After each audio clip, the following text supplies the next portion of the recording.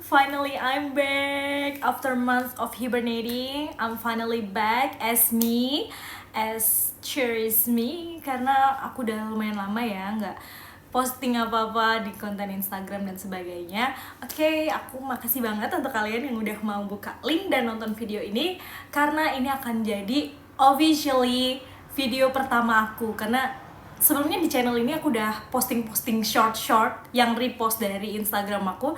Tapi untuk kedepannya aku bakalan lebih sering sharing di sini karena videonya akan lebih lengkap dan ceritanya bakalan jadi nggak kepotong-potong ya. Karena mungkin kalau tulisan kan jarang yang misalkan baca secara lengkap, atau kalau misalkan aku kasih ceritanya di caption itu kayak jadi apaan sih, males banget baca di caption gitu. Oke, untuk yang baru datang ke channel ini, sebelumnya aku mau perkenalin dulu. Aku Dia Kurniasari, aku WHV di Australia. Currently aku tinggal di Queensland, negara bagian Queensland di Australia. Dan aku sekarang kerja as a kitchen attendant di salah satu camp untuk mining di daerah Central Queensland gitu. Nah, sedikit cerita di video ini tuh aku lebih mau ke perkenalan lagi dan juga cerita tentang gimana sih perjalanan, bukan perjalanan ya, belum perjalanan, mungkin lebih ke gimana alasan aku pertama kali aku ikut WHV. Karena mungkin setiap orang itu punya cerita yang berbeda-beda. Nah, versi aku itu, jadi awal mula aku ikut WHV itu karena aku sebenarnya aku udah punya anak 2 di Indonesia, dan qadarullah Allah lebih sayang sama suami aku dan beliau udah dipanggil duluan. Terus aku sebenarnya di Indonesia itu ada bisnis kecil, small business gitu. Jadi aku jualan bunga, floristry. Mungkin nggak bisa dibilang floristry juga ya, karena otodidak aja aku jadi floristry gitu. Sebelumnya tuh aku cuman jual tanaman hias kayak bunga pucuk merah dan bunga-bunga yang biasanya dihias sama ibu-ibu di depan rumahnya gitu. Terus merambat ke floristry, jadi mulai ngerangkai bunga dan segala macamnya karena permintaan pasar tentunya. Nah, di tahun 2020 aku melahirkan anak kedua aku, alhamdulillah. Terus di tahun 2021 suami aku dipanggil karena sakit. Nah, setelah itu aku udah mulai jualan bunga itu sebelum aku melahirkan anak kedua kebetulan. Jadi aku lulus kuliah di tahun 2019, itu kita langsung mulai usaha karena waktu itu niatnya sama suami memang nggak mau jauh-jauhan gitu. Memang kita tuh pengen kayak yang slow living, astagfirullah. Ya, jadi kita nggak mau tinggal di kota, jadi kita stay di kampung kita. Kebetulan kampung aku dan dia sebelahan. Jadi kita yaitu ngejalanin usaha jual tanaman hias. Terus pas di saat COVID itu alhamdulillah bisnisku ya, bukan alhamdulillah COVID-nya. Alhamdulillah bisnisku tuh lumayan rame gitu. Jadi, dan bukan hanya dari kampung aja, kita juga ada pesanan dari luar kota, bahkan pernah juga ada orderan dari luar negeri gitu. Nah, terus di saat COVID sudah mulai mereda dan qadarullah suami aku dipanggil, itu usaha tanaman hias itu semakin sepi gitu, semakin sedikit permintaannya. Karena kan waktu COVID itu kan ibu-ibu yang pada work from home gitu kan lagi demam bunga ya, di mana-mana itu demam bunga. Jadi alhamdulillah itu permintaannya banyak. Begitu COVID itu mulai mereda, bisnis aku sepi, terus suami aku meninggal, mulai mutar otak ini gimana caranya dengan uang yang ada. Dan pada waktu itu tuh anak aku yang pertama sudah mau masuk SD. Anak aku yang kedua juga udah mulai lepas ASI, dan jadi kita jadi aku harus beli susu formula dan juga diapers segala macam. Aku harus biayain anakku juga.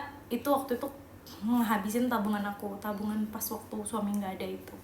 Nah, terus jadi ada salah satu teman aku tuh udah ke Australia duluan. Dia cerita lah, dia tuh kerja waktu itu, teman aku tuh kerjanya di semacam kitchen hand gitu di Sydney.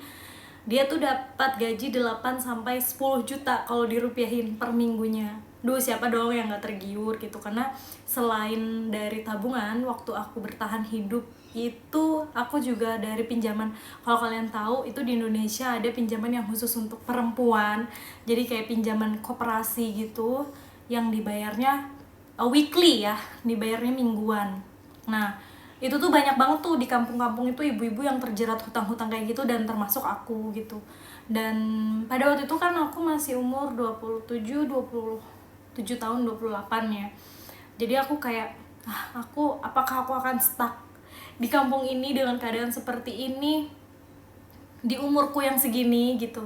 Waktu itu aku berpikir kayak gitu. Terus karena teman aku itu ngasih cerita yang menggiurkan tentang Australia, dan disitulah aku mulai cari tahu gimana sih Australia itu. Aku mulai pelan-pelan minta izin sama orang tuaku, sama kakak-kakakku. Aku minta tolong untuk memintakan izin ke ibuku gitu, karena aku punya anak dan pasti itu berat banget ya.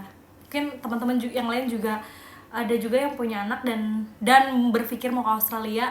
Bisa jadi ini salah satu referensi gitu buat kalian. Waktu itu berat banget ya, karena ibu aku tuh udah tua. Aku 7 bersaudara nih. Kakak pertamaku udah nggak ada, tapi istrinya ada, tinggalnya di rumahnya deket ibuku. Dan anak kedua ini beliau kerja juga di luar negeri.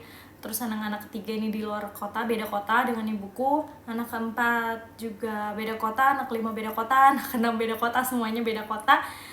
Sementara aku juga nggak bisa tuh ninggalin anak aku sama kakakku yang lain, karena ada kakakku yang anak ketiga ini, beliau selain udah punya anak dua juga rumahnya lebih kampung dari kampungku gitu. Jadi kalau misalkan untuk akses sekolah aku takutnya agak susah kayak gitu. Terus kalau anak keempat ini, kakakku yang anak keempat suami istri kerja, jadi gimana aku mau nitipin anak aku, ya anak dia aja pakai pengasuh gitu. Anak kelima juga sama case-nya dengan kakakku yang anak keempat. Anak keenam kebetulan beliau ini beda agamanya, jadi itu salah satu pertimbangan. Sebenarnya beliau bisa untuk dititipin anak-anak aku, tapi pertimbangan aku adalah karena beda agama. Bukan aku nggak respect agama dia, hanya aja aku nanti anak aku kalau misalkan mau sholat bareng nggak ada temennya kayak gitu kan.